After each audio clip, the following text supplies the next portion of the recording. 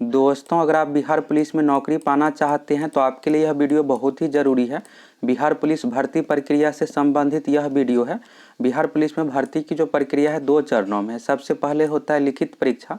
लिखित परीक्षा पास कर जाते हैं तो इसके बाद होता है फिजिकल टेस्ट। मेरिट जो बनता है फिजिकल टेस्ट में मार्क्स के अनुसार, इसके बाद फाइनल मेरिट तैयार किया जाता है। फाइनल मेरिट के बाद मेडिकल टेस्ट होता है और अगर आप मेडिकल में पास कर जाते हैं तो फाइनली आपका ज्वाइनिंग हो जाएगा। अगर आप मेडिकल में फेल हो जाते हैं तो आपका ज्वाइनिंग नहीं होगा। तो चलिए सबसे पहले आप इस न्यूज़ को देख लीजिए, फिर आगे बात करेंगे, आप लोगों को बिहार पुलिस के बारे में भी बताएंगे। यहाँ पर आप देखिएगा तो केंद्रीय चयन परिषद यानी CSBC की जांच में खुलासा। तो क्या कुछ है, इस न्यूज़ को देखने से आपको सब कुछ समझ में आ जाएगा।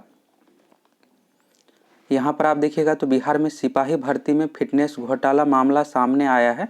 एक बार जिन कैंडिडेट को अनफिट घोषित कर दिया गया था, पहले कैंडिडेट को अनफिट घोषित कर दिया गया था, फिर 3 माह बाद उन्हीं कैंडिडेट को फिट कर दिया गया और इस पर CSBC ने जांच करवाया है। फाइनली जो भी कैंडिडेट को फिट किया गया था उसे फिर से रिजेक्ट किया जाएगा और एक बार अनफिट और दोबारा फिट करने के मामले को लेकर जांच में बड़ा खुलासा हुआ है। केंद्रीय चयन परिषद ने इसके लिए मेडिकल जांच पर सवाल खड़ा करते हुए अब उच्च स्तरीय फिटनेस जांच का आदेश दिया है। अब Patna medical college and hospital के अधीक्षक की अध्यक्षता में बोर्ड बनाकर कैंडिडेट की मेडिकल जांच फिर से करवाई जाएगी।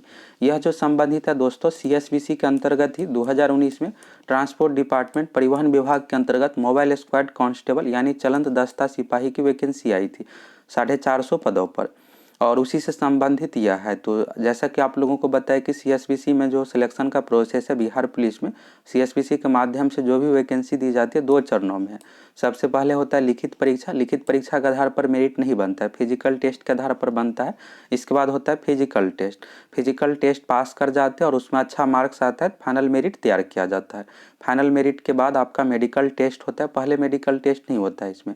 तो जितने भी कैंडिडेट का रिजल्ट आता है लगभग सभी फाइनल लिस्ट में आ जाता है, तो ज्वाइनिंग हो ही जाता है। बिहार पुलिस में बहुत ज़्यादा सख्ती से मेडिकल नहीं होता, यहाँ पर बहुत ज़्यादा सख्ती से मेडिकल लिया गया है। यहाँ पर आप देखिएगा तो 15 जून 2021 से 26 जुलाई 2021 तक 29 जुलाई के बीच कराई गई थी और इस जांच में 42 कैंडिडेट फेल हो गया था विभिन्न चिकित्सा कारणों से। तो आगे आप लोगों को बताएंगे किन किन कारणों से आपको मेडिकल में अनफिट किया जा सकता है, तो इसको आप देख लीजिए। और आप लोग नई वैकेंसी का वेट कर रहे हैं, इसके बारे में भी बताएंगे। तो यहाँ पर आप देखिएगा बाद में 42 अनफिट कैंडिडेट में से 35 ने बोर्ड को चैलेंज कर दिया। तो अगर आपको अनफिट किया जाता है तो इसके लिए आप चैलेंज भी कर सकते हैं, दोबारा से भी मेडिकल होता है। अगर दोबारा भी अनफिट कर दिया जाएगा तो फिर आपका सिलेक्शन नहीं होगा। जांच में असंतोष व्यक्त करते हुए फिटनेस चिकित्सा प्रमाण पत्र के साथ खुद को पूरी तरह फिट होने का दावा किया। इसके बाद विभाग ने 5 दिसंबर 2021 को सिविल सर्जन पटना को 35 कैंडिडेट का फिर से मेडिकल जांच कराने को कहा। और चौंकाने वाली यह बात यह है कि 30 दिन बाद ही दोबारा हुई मेडिकल जांच में असैनिक शल्य चिकित्सक सह मुख्य चिकित्सा पदाधिकारी द्वारा उन्हीं 35 अनफिट कैंडिडेट में से 32 को फिट घोषित कर दिया गया। अब यहाँ पर सबसे बड़ी बात यह है कि फिट इन कारणों से किया गया है कि जो संभव ही नहीं है, यानी कलर ब्लाइंडनेस, तो ये कभी खत्म नहीं होता है।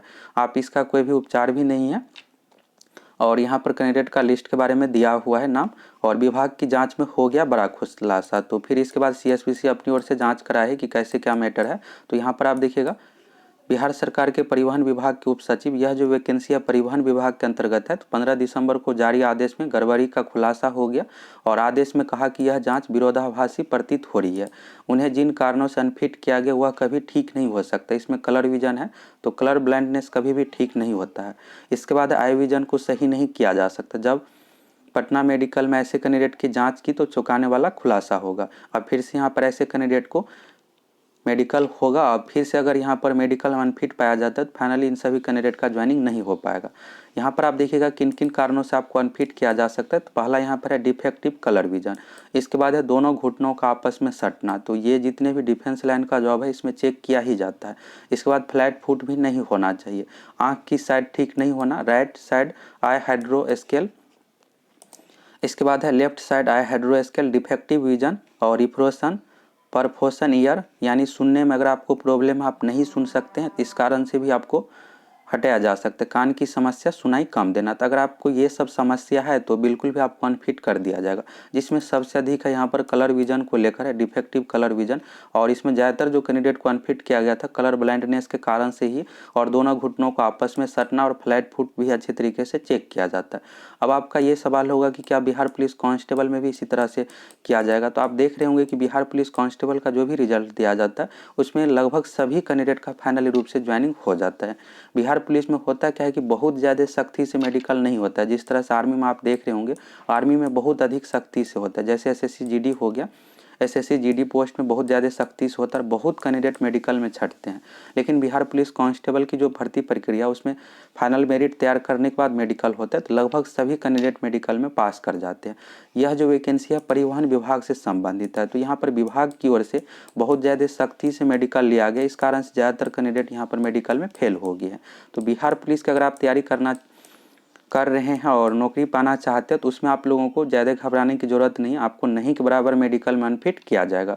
यह विभाग से संबंधित है, तो गृह विभाग की ओर से अगर थोड़ा बहुत प्रॉब्लम है भी तो ले लिया जाता है, ये नहीं है कि आपको छांट दिया जाएगा। तो यहाँ से आपको सब कुछ समझ में आ गया क्या क्या प्रॉब्लम नहीं होना चाहिए। और आप लोग नई भर्ती का वेट कर रहे हैं तो नई भर्ती आप लोगों को अगले महीने देखने को मिल जाएगा।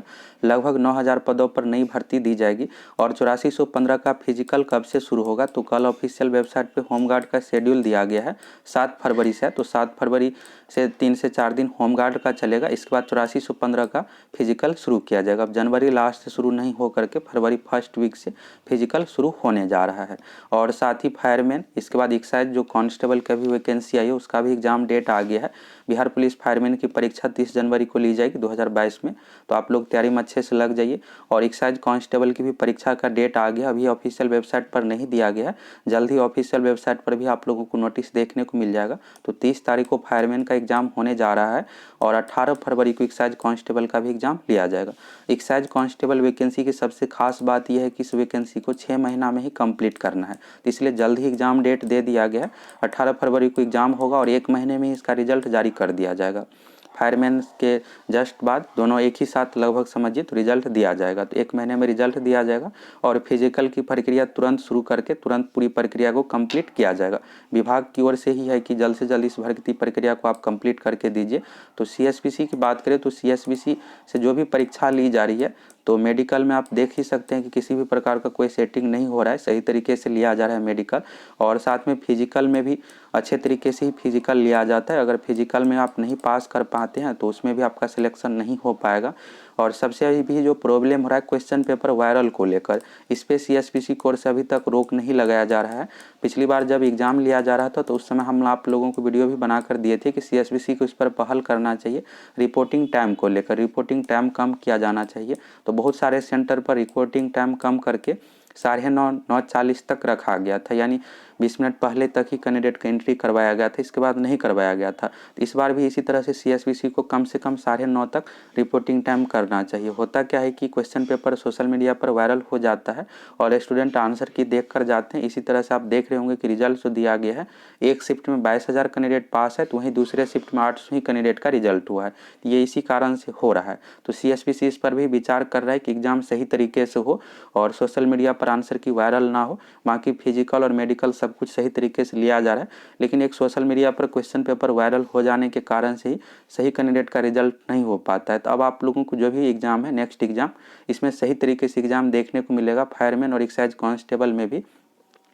इसलिए आप लोग अच्छे तरीके से तैयारी में लग जाइए, बिल्कुल सही तरीके से परीक्षा ली जाएगी और रिपोर्टिंग टाइम को कम किया जाएगा। अगर रिपोर्टिंग टाइम को कम कर दिया जाए तो फिर बिल्कुल जेन्युइन लड़के का सिलेक्शन होगा। सोशल मीडिया पर आंसर की वायरल होने के कारण से यहाँ पर कुछ फर्क नहीं पड़ेगा, क्योंकि कैंडिडेट पहले ही एग्जाम हॉल में प्रवेश कर जाएंगे। क्वेश्चन पेपर जो वायरल होता है ये 9:20 9:30 बजे के बाद होता है, तो अगर कैंडिडेट 9:30 तक ही एग्जाम हॉल में प्रवेश कर जाएंगे तो फिर आंसर की और जो भी सोशल मीडिया पर वायरल होता है तो इससे किसी भी कैंडिडेट को फायदा कुछ मिल नहीं पाएगा। कैंडिडेट पहले से ही एग्जाम हॉल में प्रवेश कर गए रहेंगे। तो बाकी क्वेश्चन पेपर वायरल ना हो, इस पर भी सीएसपीसी को विचार करना चाहिए और सख्ती बरतना चाहिए, जिससे एग्जाम सही तरीके से हो।